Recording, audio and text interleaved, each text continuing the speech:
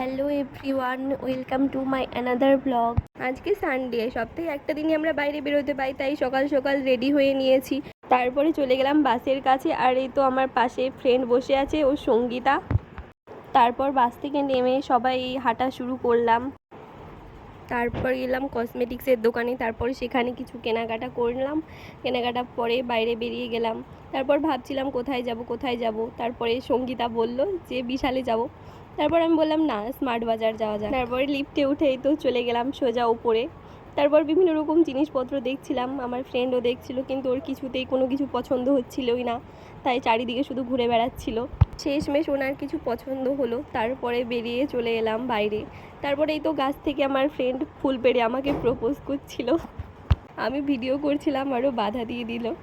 তারপরেই তো ছাতার মধ্যে দুজনে মিলে হাঁটতে শুরু করলাম। যে গরম পড়েছে বাবা, ও আমাকে রেখে একবার পিছনে চলে যাচ্ছে, একবার আগে চলে যাচ্ছে, আর আমি রোদে একা একা হেঁটে যাচ্ছি। তারপর আমি বললাম যে আমাকে কি ছাতায় নিবি না, দিয়ে জোর করে আমি ছাতায় আবার ঢুকে গেলাম। তারপরে একটা বটগাছের তলায় কিছুক্ষণ দাঁড়ালাম ছায়ায়, ভীষণ গরম পড়েছিল।